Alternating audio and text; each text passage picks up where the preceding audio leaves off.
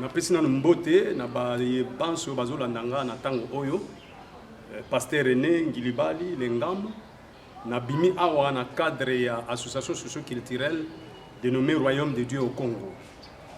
Et pourquoi association socio-culturelle? Parce que après une longue réflexion, comment on a été RDC dans un problème politico-économique. Parce que politiquement, bazali, économiquement en abondance, mais le problème c'est socio-culturel. Vie sociale et puis la culture ni tozana yango. Omona mutu mukolo, to mutu atangi mingi, to un religieux, ce qui va pêcher une portion de terre pas dirigée, yé à cause de la violence, à koyiba. Donc biloko wana et marka ki bisonde to luka ki to yekola, to yo comprendre que tozana problème ya culture. Culture ni to développer plus na RDC, et la culture moko artificielle, donc fabriquée par Mindele. Ba kotisa biso ngona kati tozaka na to développer plus le bit individuel que le bit d'ensemble. Or pour to développer mboko na biso esengeli to bunda pour na bit communautaire. Ce qui biso banso to zwili kanisi oyo mboka etelemi. Ce qui mboka ezo kotelemate parce que plus to zo ko luka ba intérêt personnel. Yango wana culture o tozana yango. Siko nzambe apesi biso na sima ko bondela kolela nde nzambe ayaki ko revelenga lobi René kombo na yo wana René ezali mystère mobimba na kati. René na langue arabe et puis na latin signifie renaissance. Kobota mambala mibali. Nkolozi masi apa yebisaki tango na azalaki na Israël était pona komona bokonzi na nzambe sengeli kobota mambala mibali. Donc RDC poto décoller et sengeli na biso renaissance. Sengeli RDC bota mambala mibali. Donc tata bandi ko yebisanga lobi omoni Congo ezali mboka oyo Oyo et pas nabiso ezali acronyme. Ça veut dire mo oyo ezali lokola sigle acronyme. Donc c'est ezo l'axabso centre. O organique.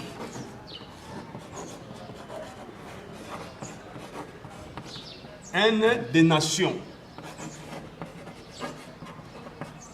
Pour la gouvernance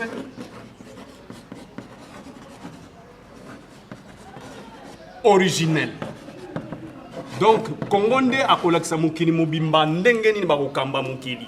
Donc tozo zonga na gouvernance originelle. Na bi originalité ya sikate mais oezaki ne bandeli ndenge nzambe asalaka mukili na ye. Bongo RDC nde akobimisa mayele wana mukili mobimba bakoya koyekolango awa. Ata bacholi mboka oyo nzambe ayebisinga lobi René Congo nde akopesa gouvernance ya sika na mokili oyo bakoya koyekola ndenge nini bakokamba bamboka. Donc révélation na biso eza révélation ezali na sigle révélation na biso ezali na sigle RDC. RDC République démocratique du Congo. Toyebi ete mboka na biso ezaki Congo. Mais tango ya conférence de Berlin en 1885 en 1885 tant basali conférence de Berlin, Congo ezalaki Congo et comme qui état indépendant du Congo, comme Congo belge, Zaïre, en 1997 tant Laurent Désiré Kabila ndé a bâti lango RDC, République démocratique du Congo. On nzamba zo pesa révélation na sigle oyo RDC. Balobi na biso à partir de 1885 na conférence de Berlin. Les Occidentaux considèrent la République démocratique du Congo comme rez-de-chaussée. Voilà. Ils considèrent que RDC est le rez-de-chaussée. Donc, rez-de-chaussée, c'est si on a un ascenseur pour nous. Donc, le pays occidental, il y a qui surtout ko développer mboka na bango parti à RDC yango tozaki considérer le rez-de-chaussée biso tozana 7 ovandi tozana eloko sala te bango bakozwa bazozwa ba matière na biso makambu nyonso culture na biso ba memi ba kei na yango. Alors na simana yango na 1997 na entrée à Fidel ba considérer RDC lokola Rwanda domine Congo. Donc à partir de Rwanda, bango ba ndiko exploiter RDC. Ba juif voisin na biso, ba exploiter na considération ya RDC lokola Rwanda domine Congo. Exploiter, ndenge oboyebi lelo, mboka na biso ndenge komi à partir ya Rwanda. Nzambe suko na ba réponse. Tant que tozaki ko bonde la mingi pona mboka, na opesa ba réponse à René. Ce n'est plus rez-de-chaussée, non plus Rwanda domine Congo, mais comme tant où il y a règne ya Nzambe. Règne de Dieu au Congo. Et comme tant où il y a Nzambe a régné sur na kati ya Congo. Nzoka tant to comme na règne de Dieu au Congo, tous mon royaume de Dieu au Congo. Royaume de Dieu au Congo. Donc tango nzamba lobe komi tango ya règne nanga na règne na kati ya mboka oyo ezaki considéré le quoi rez-de-chaussée le quoi Rwanda domine Congo sikoy comme règne nanga nzambe banda. Or règne ya nzambe yango wana ndi tobengi royaume de Dieu au Congo esika bana na bazali. Soki to ngito le royaume de Dieu au Congo, royaume ezalaka en principe dirigé par un roi. Donc automatiquement tozomona avènement ya roi divin au Congo. Donc, de souligner Awa, pour ceux qui ont le royaume de Dieu au Congo, c'est que les avènements à roi divin au Congo. Parce que Moutou Fabima, tant on colo Yesu Massi Ayaki, précurseur Jean-Baptiste Abandaï Koloba, répentez-vous car le royaume de Dieu est proche. Bobo na motema po bokonzina likolo comme peni. Mais kolo Yesu Massi Ayaki mokotanga ayaki alobi le royaume de Dieu parmi vous. Donc bokonzina likolo zaka Moutou. Ezali présence ya Moutou. Yango wana biso na RDC, siko toni to lobela roi divin au Congo. Roi divin au Congo azali wapi. Donc à partir de Awa, nous devons développer le message de pour découvrir ici roi divin Azali. Et pourquoi tu le roi divin Azali au Congo? Ce qui est dans le passage biblique, dans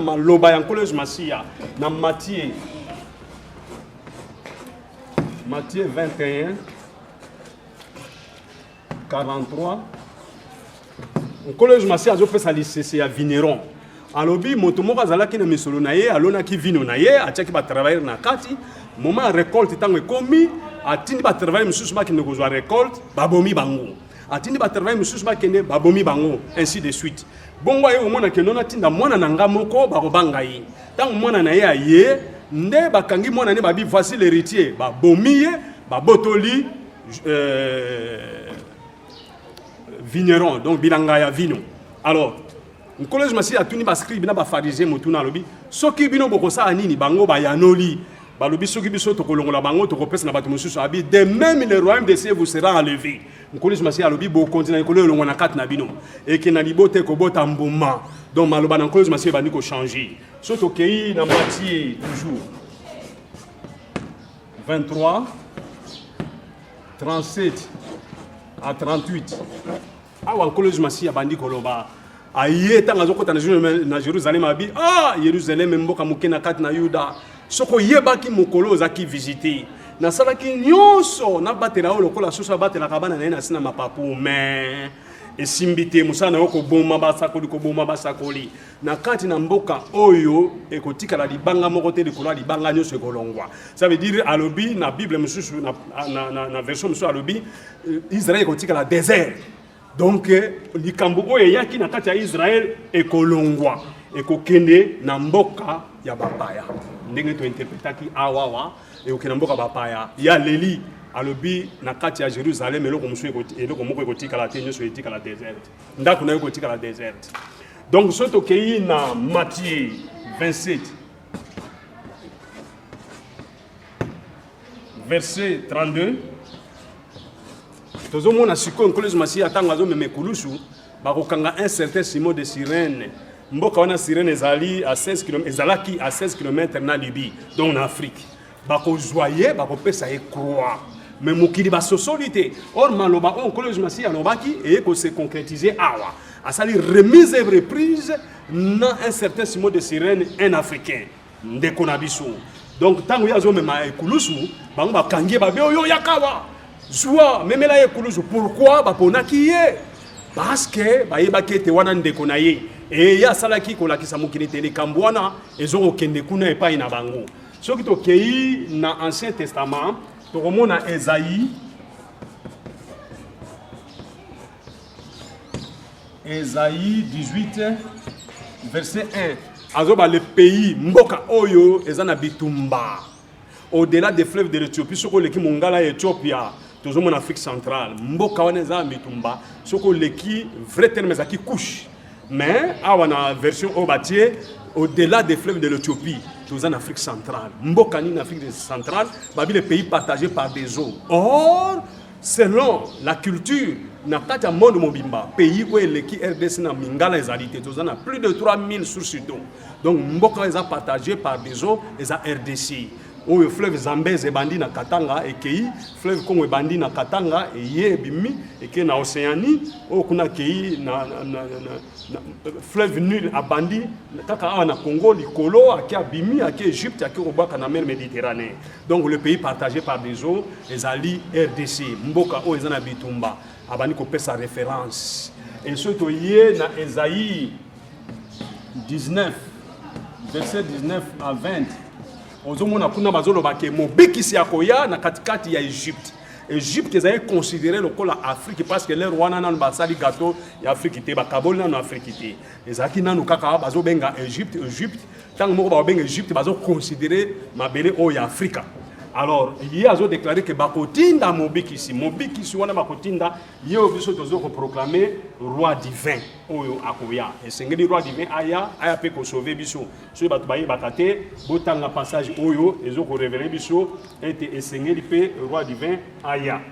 Donc, ça y puis na tokolongola moi, tokoluka koboma pona to continuer masolo na biso. Oti na kati ya mabombani na biso, tolobi ke Nzambe a révélé biso sigle RDC. Révélation na biso za sigle o RDC. To bani na première lettre R. Lettre R oyo aza ensemble il y a 3 lignes géométriques. Toza na ligne droite verticale, toza na ligne oblique. Droite oblique, toza na ligne courbée. Et dans la lettre Oyo, ils ont exprimé l'histoire du jardin d'Éden. Ils ont symbolisé l'histoire du jardin d'Éden. Dans le jardin d'Éden, ils ont qui na bat Misat. Ils ont qui na Adam. Ligne droite Oyo est représentée Adam.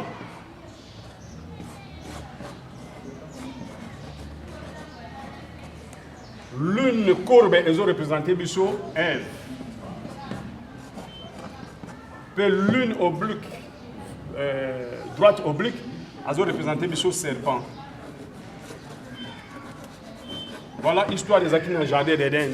Parce que tout ça, lettre R, donc RDC, a subi des conséquences de la lettre R. Or, la lettre R est en réalité l'histoire où les canaux dans le jardin d'Éden, entre les 3 êtres.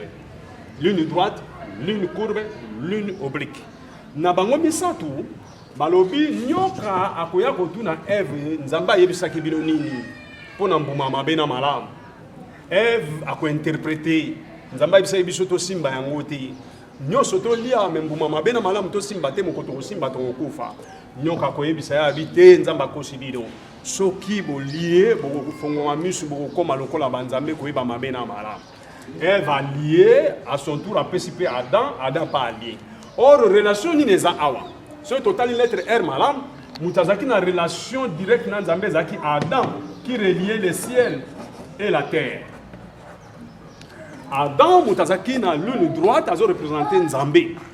Ève dépendait de son mari Adam. Ève relation na ezalaki nde na Adam.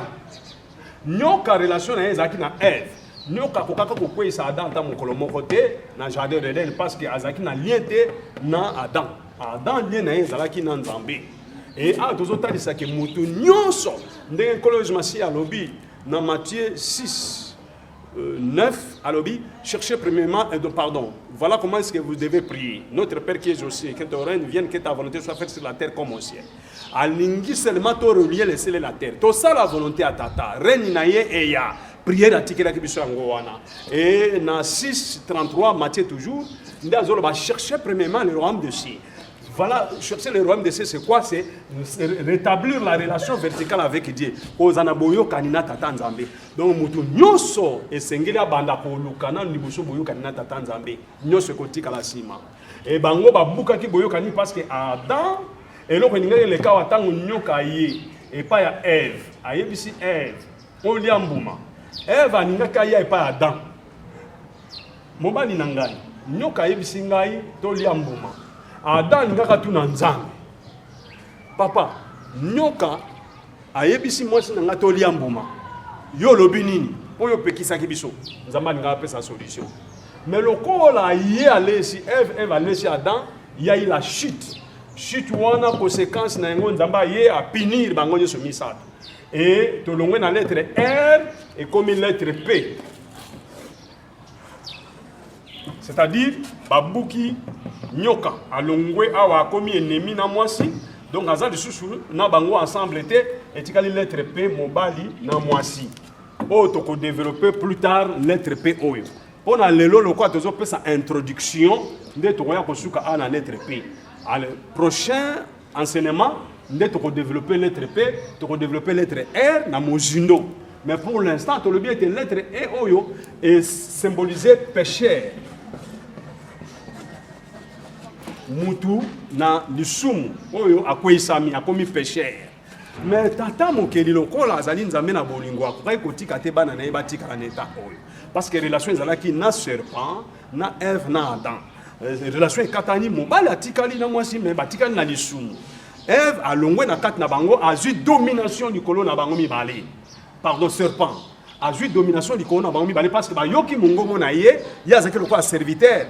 Naba enseignement tokoya nango tokotalisa serpent zanyan identité na ye est-ce que ça serpent littéral to serpent symbolique et tokotalisa makambo nyonso tout malamu bato bakomona polele mais pour l'instant tokei na lombango pona tozo sa la minute tokosuka na lettre P etikali suko elongwe R et comme lettre P péché nzamba ko kotika bana na ye bongo te faut azongi sa relation o ndenge zaki ne bandeli. Il faut que ça ordre parce que en inversion de l'ordre. Donc le serpent a dominé Adam et Ève, va penser à Moutou et comment qu'il ne veut le mal. Donc le serpent va nous contrôler sur quoi Moutou. Serpent pour développer plus tard c'est un être spirituel. A vu contrôle à Moutou, va penser à Moutou bandi ko ken. Nzambe lokola kelaki Moutou pona bolingo na ye na bolamu na Moutou akokai kotika Moutou boiti ndeto bandi processus pécheur oyo pécheur au processus. Deuxième P au processus. Donc pécheur au processus de restauration. Nous avons une RDC de restauration.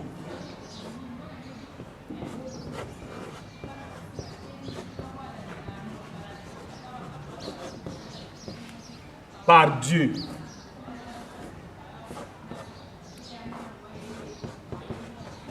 Donc, continue dans le processus, donc péché au processus, bien au processus de restauration par Dieu.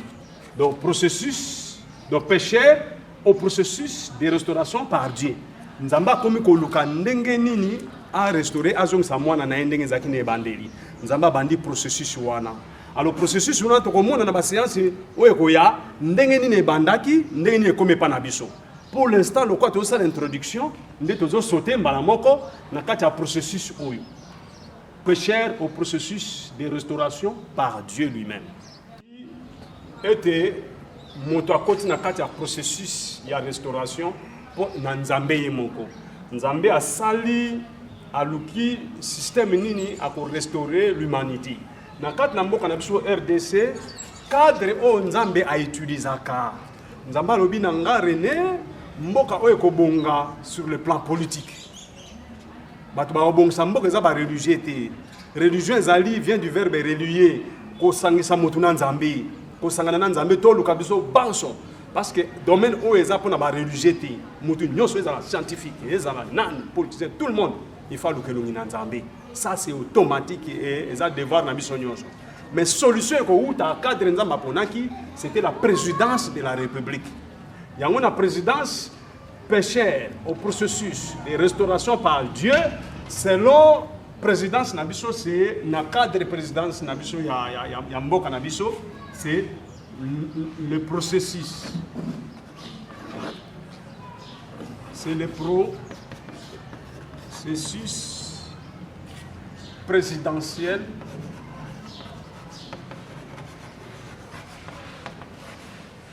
pour en République démocratique du Congo. Donc, pécheur au processus de restauration par Dieu, sur le plan politique, dans Mboka Congo, c'est le processus présidentiel en République démocratique du Congo. Donc, sur le plan spirituel, c'est le processus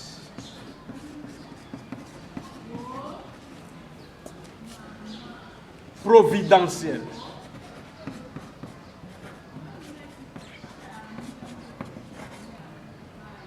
pour le royaume de Dieu. Voilà. Sur le plan politique, c'est le processus présidentiel en République démocratique du Congo. Sur le plan spirituel, c'est le processus providentiel pour le royaume de Dieu. Au Congo, bien sûr. Donc, aux révélations, les autres exceptions, nous travailler dans le cadre présidentiel pour restaurer RDC. Parce que dans RDC, la présidence de la République est une réserve stratégique en Zambie.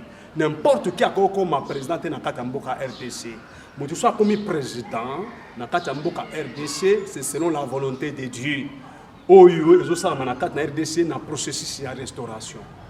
C'est pourquoi on a profité qu'on puisse un conseil dans bande konangai ya mboka Congo pour tolo bela Congo tolo bela église tolo bela parti politique tolo bela batuté tolo bela mboka Congo totika tolo la habitude oyo to jui na démocratie ezo utana na démon ba système ya kofinga mokonza mboka biso to yebete mokonza mboka zo représenter Nzambe soko longwe Nzambe c'est le président de la République.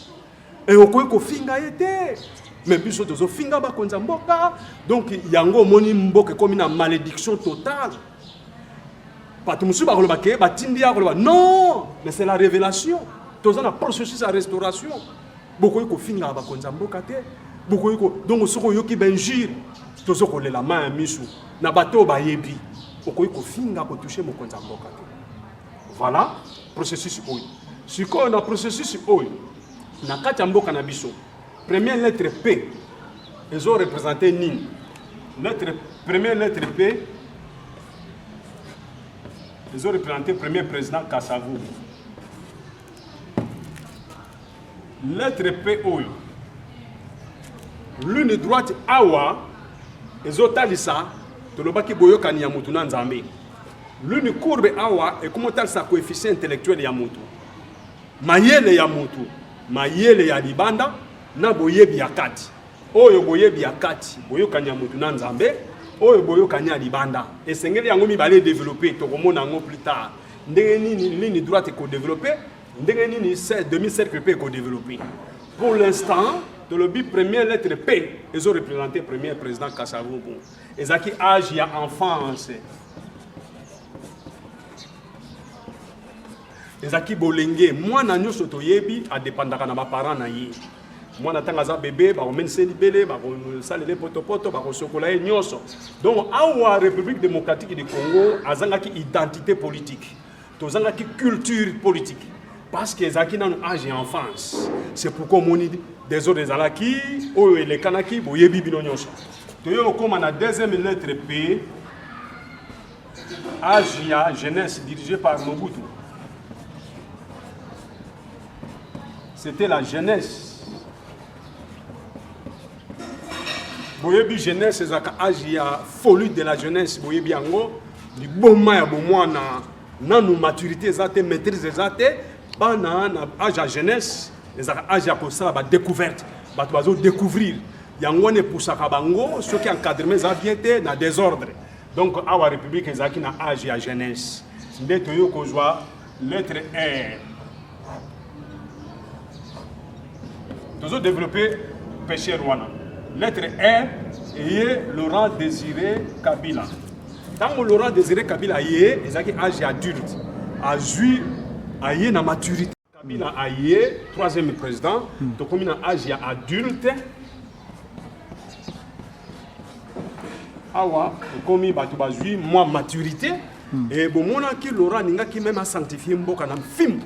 A kuta ki mentalité autozaki nango aninga changer mentalité parce que zolo badika ma culture changement de mentalité il y a kota ki penda na yango to moni mboka ninga joapé discipline mususu soudain parce que la ligne droite oblique ils ont représenté loi ya pesanteur ils ont retiré tout corps vers le bas alors flèche où se diriger vers le bas ndé babomi conséquence ya lettre R ndé troisième président on a qui maturité babomi. Dernière lettre 2. Lettre 2, c'est Joseph Kabila Kabange. Awande konanga ezali te Joseph aleka ki mayele to volonté na ye mais volonté nzambe pour toza na processus. Tant to komi awa demi cercle bomoni o nyoso est développé à partir du 4e président demi cercle est développé et kangi ligne droite. Et longwe ba demi cercle a kangi ligne droite. Lettre 2, ça signifie quoi? Awa, le col a tokomaki na âge oyo. Oyazaki adulte, oyo mokitani na ye, abandi na âge wana ya adulte. A zu maturité wana et permettrait à organiser une élection libre et démocratique et permettrait bah qu'il y ait une alternance, bah ça lui remise et reprise plutôt na moninga. Donc remise et reprise na moninga. Ce qui est totalement malam. C'était la volonté de Dieu. Boyebinde mukile ninganaki, occidentaux baye, boyebi ba Amérique batindaki même ba soda na bango na Gabon. Donc mukile ninganaki, mais surprise, mukondi amine parce que demi-cercle est développé, ligne courbe a développé et permettre à organiser une élection libre et démocratique na RDC sans avoir même mbongo alibanda, sans effort ya batu mususu, rien que na biso moko. Donc, Oyo est salamate en Afrique centrale. Dans le pays Afrique centrale, l'unique pays Oyo a organisé une élection libre et démocratique, c'était la RDC à l'époque, il y a le président Joseph Kabila. Dans le but qu'il y a l'équipe Aninga na Mayele, mais dans le but, il y a un processus. C'était la volonté de Dieu. Il fallait ça dans Bongo parce que demi-cercle développé. On a organisé une élection.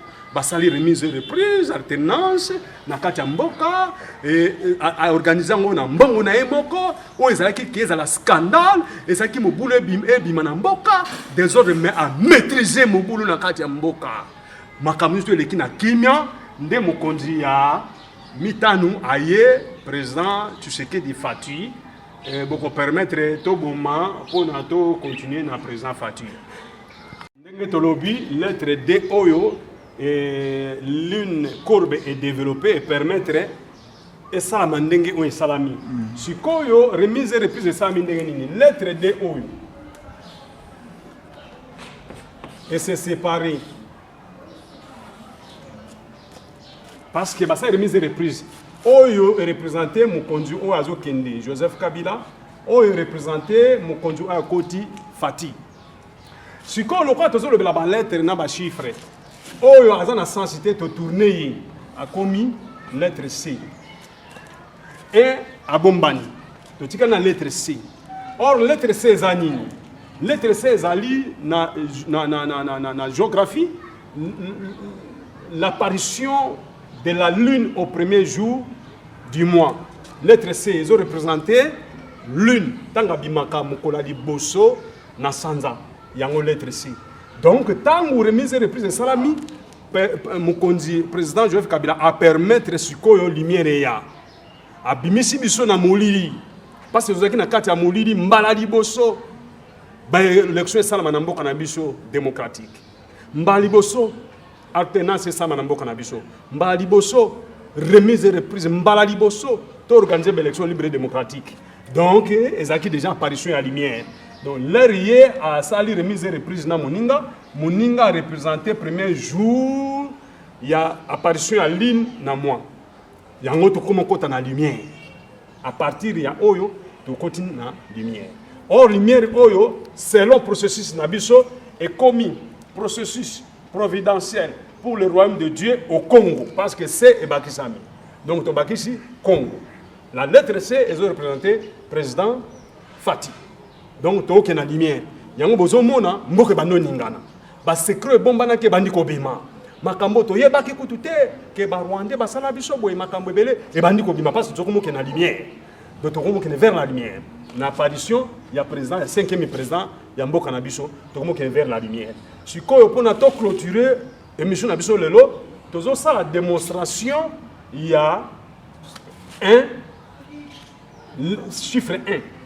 Chiffre 1. Pardon. L'une droite verticale. Dans le chiffre romain, ils ont symbolisé 1.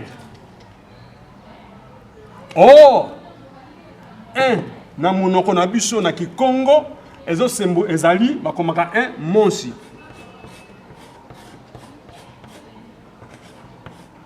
Voilà. 1, chiffre 1, c'est monsi. Mais si tu as un anagramme, donc on change, on balola ba combo, monsi et comment Simon. Monsi c'est Simon. Simon c'est monsi c'est 1.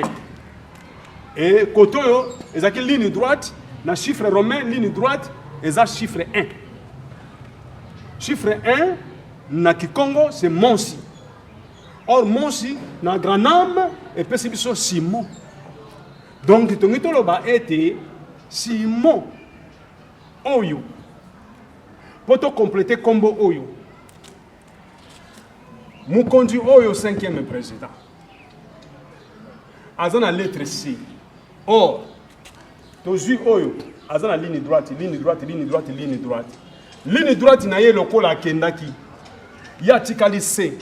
Il faut que tu aies ligne droite.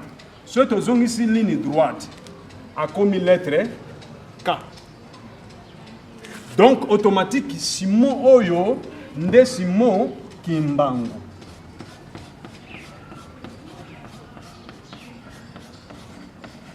Donc, par conséquent, roi divin Tozaki Koluka, nde Simon Kimbangu Kiangani. Voilà. Donc, roi divin Tozaki Koluka, c'est Simon Kimbangu Kiangani. Donc, lettre C, où il y a lumière, dans l'administration lumière, c'est Simon Kimbangu. Lettre C, tu as les lignes droites, le col à la ligne droite, et puis c'est K. Ça veut dire, à partir du président Fati, tu as Kende, na reine ya Simon Kimbangu. Le col à capita Mboka. Na Mboka nyoso so di kamwe kwe balanda capita. Le loyo, Mboka zona bitumba, ba problème, les aussi maté, to sengi ba konzi Mboka nyoso, ba scientifique nyoso, ba religieux nyoso, to chamisu na nkamba, to landa Simon Kimbangu Kiangali, to tunaye. Papa moko aleka ki na komba René ayebisi biso yo nde roi divin. Yebisa biso ya solo yo za roi divin. Bon solution nini to ozwa na mboka, ya pesa biso solution. Parce que zangaité, makomi ememi biso na ba lettre nde bimisi biso Simon Kimbangu Kiangani. Pona kosinisa kolakisa bino ke certainement makamto tozolo ba ezana véracité, tozolongola mopandi oyo bongo total sabino mystère ni ne salami. Oyo tolobi awa tobimisi awa na malakisi na biso apesa ki prophétie na 1921. Alobi nzamba apesa ki possibilité à découverte scientifique ou technologique na l'homme blanc un quart. Kasi apesa bino bato mwindu 3 quarts. Bato bele balobi domination à modalité. Selon l'équation mathématique, prophétie à Simon Kimbangu ya 1 quart na 3 quarts. Na équation mathématique, et puis 3K, et puis 4K, qui donne 1. Donc, Simon Kimbangu a le bel qui égalité. A le bel qui unité. A le bel qui amour.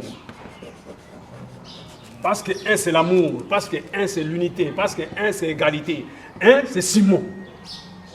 Donc, Simon Kimbangu alobela ki biso unité égalité amour. Soki biloko oyo to tiango na mboka na biso to sauver mboka na biso. Mboka na biso toza divisé. Toza na unité te. Mboka na biso égalité ezate. Toza na classe supérieure na inférieure, médiane ezate. Na katikati ezate.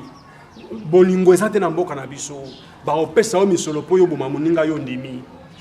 Ba opesa bino misolo toza na besoin to éliminer président de la République yo zui misolo bo éliminer. Oh, toute autorité vient de Dieu. Donc to lobi na processus ya RDC ba kondi ya mboka na biso bazoya na volonté na bango te mais volonté ya Nzambe. Alors so ba pesi yo misolo ba corrompre yo po yo ya o assassiner président po tirer poison po maltraiter yo na libota no bo futa ba conséquences parce que bazana selon volonté de Dieu. Amour patriotique ezana mboka na biso te to développer. Amour fraternel ezate to linganité. Ndenge nazobima awa yoko yoka diversité ko yoka ba débat ko yoka mafinga donc to lukaka ko sala ba recherche te ko yeba muto azolo banini ngapi na sala recherche donc mboka na biso yango wana to zana unité mboka na biso te égalité ezate voilà donc mystère nini esalami ya 3 quarts to lobi 3 quarts mfumu Kimbanga lobaki 3 quarts akopesa na bato muindo Nzambe akopesa 3 quarts na bato muindo or 3 quarts oyo RDC bo comprendre te et c'est salami sur le plan politique et sur le plan spirituel. Sur le plan politique, tu as eu troisième président de l'Obélaki, Laurent Désiré Kabila, a Koufi le 16 janvier 2001, chiffre 1 toujours, les bandés. Et tout le monde m'a Joseph Kabila Kabange a succédé à Tata Naye dans le 26 janvier 2001. Papa a couffé le 16 janvier 2001, moi on joué le 26 janvier 2001. Et ça dit 3 quarts.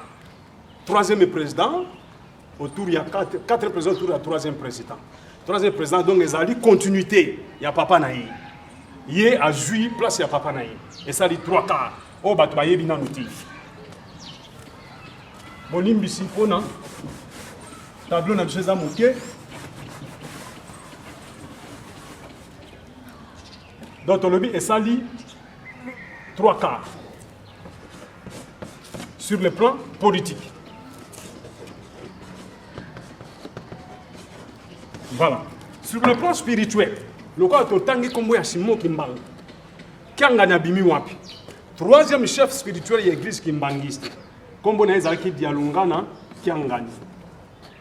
Yépé a Koufi le 16 août 2001. Même année, même jour. Et moi, Nanaye Simon Kimbangu Kiangani a continué à trône le 26 août 2001. Beaucoup de ça, la recherche, la date, c'est une cause. C'est une cause, c'est par hasard. Ça, c'est sur le plan politique, sur le plan spirituel, 3 quarts spirituels. Donc, tant que tu as la culture, première culture, oh, c'est que tu as biso mboka mobimba, patrimoine spirituel, c'est Mokembang. Il y a des patrimoine spirituel, il y a RDC. Oh yo, malgré l'église, il faut reconnaître Bango. Il faut que la reconnaissance n'est pas une Bango. Biso toye poto parler na ba propagande ya baduté mais message memi biso bongo botala suko mystère o salami awa LDK Laurent Désiré Kabila DK Salomon troisième président de la République troisième chef spirituel de l'église kimbangiste Salomon Dialunga na Kiangani Laurent Désiré Kabila Tolobeli apparition ya lune au soleil. Moi nanaye a juillet junior ya lune. Kaka. Oyo junior ya soleil. Soleil. Yé au soleil papa naye yé soleil parce que soleil elles ont représenté religion, lune elles ont représenté politique. Sikoyo yé peut apparaître SKK JKK ban. LDK SDK ba papa. Donc DK et l'axinine, on va développer plus tard. L, c'est la lune, S, c'est le soleil. Donc tale loko oyo e balani eza par hasard te na awande place totali sibino makambo e salami na kati na mboka na biso. Donc Nzambe azo travailler na cadre oyo présidentiel. Na lelo na bokuse tosuki awa to pesi bino bonne chance. Numéro na biso soki bolingi bozwa biso 082 54 85 484 090 75 630 24. Ba numéro onde bokobenga.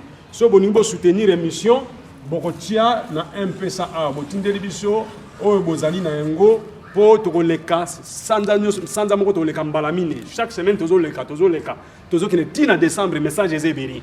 Bo soutenir biso boyoka ba révélation mabombani oyo tata mokela pesi et pas na biso to kabola na bino elongo na pesi bino merci na pesi maison de com ndaka monene na kinkole merci po ye mtasali ke masolo wele ke pa na ye na makambo nyonso to boyoki lelo oyoyo na pesi libota na nga bato to bayebi ngai mbote bisika partout bozali na ba obazo kolanda mbote na sengi bino bokota na ba recherche au lieu koluka ba critique.